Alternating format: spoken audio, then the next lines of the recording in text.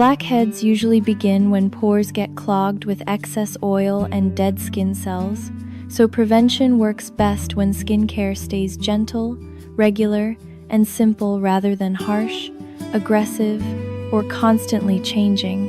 Washing acne-prone skin no more than twice a day, and also after heavy sweating, with a mild cleanser and lukewarm water, is a sensible starting point, because frequent washing, rough scrubbing, and very hot or very cold water can irritate the skin and make acne seem worse.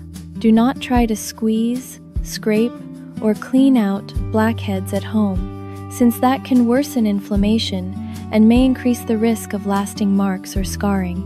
Oil-free or non-comedogenic skincare, sunscreen, and makeup can be helpful, and removing makeup before bed is a good habit. Over-the-counter ingredients such as salicylic acid, adapalene, and benzoyl peroxide can help unclog pores or support acne control, but they can cause dryness or irritation at first, so it makes sense to start slowly and use a light moisturizer if needed. Improvement usually takes several weeks rather than happening overnight, and if acne becomes painful, widespread, scar-forming, or does not improve after a reasonable trial of self-care, it is sensible to see a dermatologist. And now, with that practical advice set neatly at the front like a folded towel on a clean bathroom shelf, let the rest of the evening belong to laughter. Because in a quiet retirement town in Georgia, where the magnolia trees looked judgmental, and every front porch had heard at least one neighborhood secret too many, there lived a 79-year-old widow named Loretta Mae Jenkins, who had reached the age where she no longer confused foolishness with surprise. In Loretta's opinion, foolishness was as common as pollen and far harder to wipe off the furniture.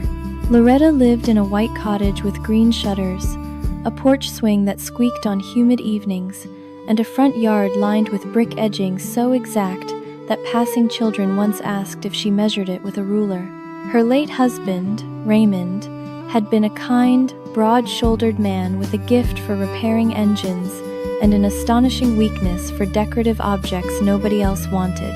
Over the course of their marriage, he had brought home, among other questionable treasures, a bronze rooster with one wing too high, a ceramic snail the size of a football, and a concrete cat wearing a pearl necklace. But the object that became local legend was a cast resin goose dressed in a tiny blue church hat and a lavender sash. He bought it at a rummage sale after a brief but passionate bidding war with a woman from the quilting club, then carried it home like an Olympic torch and set it by the porch steps with the solemn declaration that every respectable home required one resident who looked prepared for Easter and gossip at all times. Loretta had laughed until she had to lean against the mailbox. Over the years, the goose became part of the household in the way absurd things sometimes do. It stood through storms, family visits, repainting, and one unforgettable spring when Raymond tried to build a matching miniature umbrella for it and glued his own fingers together instead. After Raymond died, Loretta never moved the goose. She never explained this to anyone because older women understand that grief rarely makes sense when translated out loud. It was enough that the goose stayed where he had left it, looking dignified and faintly superior. To Loretta, that silly hat and sash made the porch feel less abruptly lonely. Her closest friends were Mildred Millie Tate, age 73, retired church bookkeeper, owner of a floral handbag large enough to conceal snacks, receipts, emergency scissors, and judgment, and a woman who could extract the truth from almost any situation simply by looking patient in the correct direction, and Vernon Shaw, age 82, former hardware store owner, amateur domino champion, and a man who trusted pie crust, pliers, and his own instincts more than he trusted modern technology, government forms, or any weather forecast that sounded optimistic. Every Thursday morning, the three met at Honeybee Cafe, where the biscuits were enormous, the grits were serious, and the waitress, Jolene called everybody sweetheart in a voice that made it sound like both affection and regulation. One Thursday in late April, Loretta arrived 12 minutes late with an expression so severe that Millie stopped buttering her toast and Vernon set down his coffee cup without taking a sip. "That face," Millie said, narrowing her eyes, "means either the church social has gone wrong or somebody has touched your porch." Loretta set her purse on the booth, sat down slowly, and said, "Someone has entered my goose in a wedding." Vernon blinked once, Millie blinked twice. Jolene, who had just arrived with the coffee pot, stopped so suddenly the creamers rattled. "Your what?" Millie asked. "My porch goose," Loretta said. "The one with the blue hat. Apparently she has been entered as flower girl in the Silver Pines renewal of vows ceremony." Jolene put a hand to her chest. "Not Miss Lucille," Loretta pointed at her. "Exactly, Miss Lucille. Now, younger people might think the unauthorized enrollment of a decorative goose into a group vow renewal ceremony did not rise to the level of civic concern. But younger people do not yet understand how quickly older communities can turn harmless nonsense into full ceremonial procedure.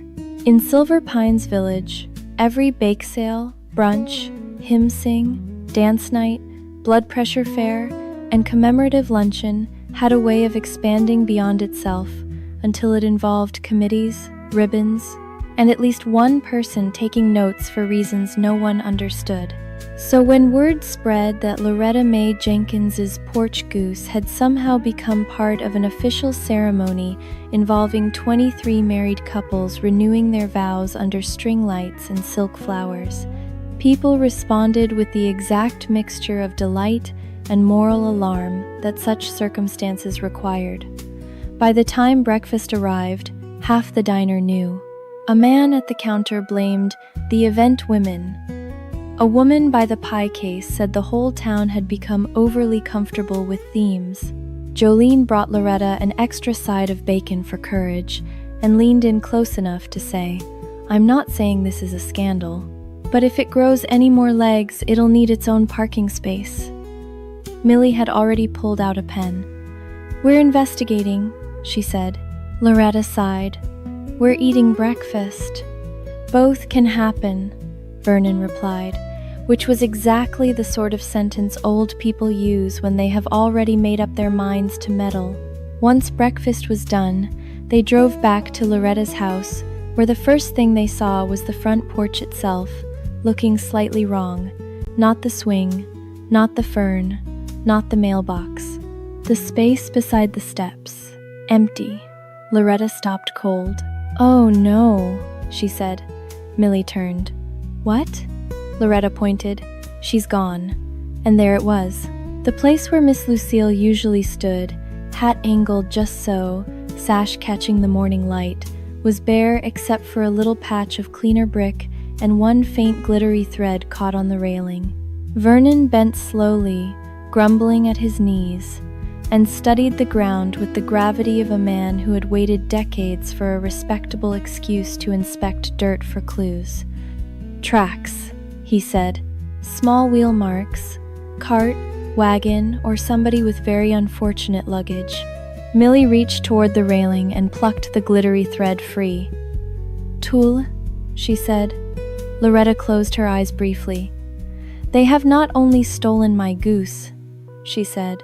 "They have involved bridal fabric." By noon, the whole neighborhood knew. At the mailbox cluster, Mrs. Bennet asked if the ceremony would still proceed under the circumstances. At the pharmacy, a cashier said she had heard the goose was a symbol of enduring love. At chair yoga, two women paused in the middle of a stretch to ask whether Loretta planned to press charges. Even the groundskeeper, Raoul, who had wisely built an entire career around staying out of resident folklore, shook his head and said, "The goose?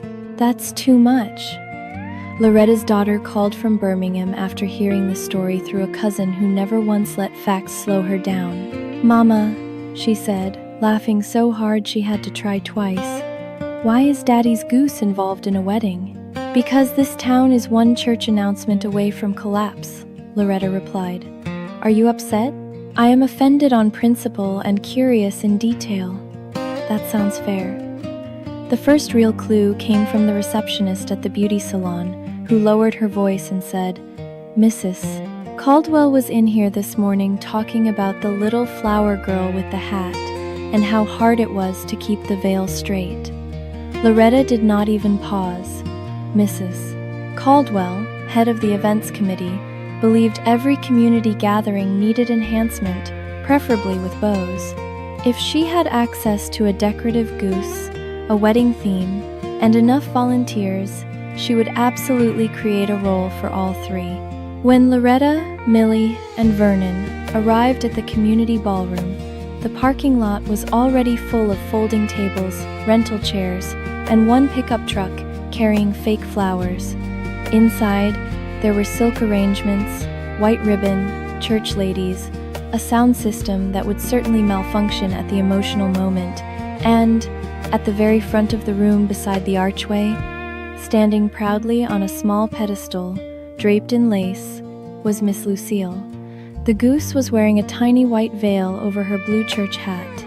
Loretta stopped so suddenly, Millie nearly walked into her shoulder. Oh, absolutely not, Loretta said. They have married the goose. Mrs. Caldwell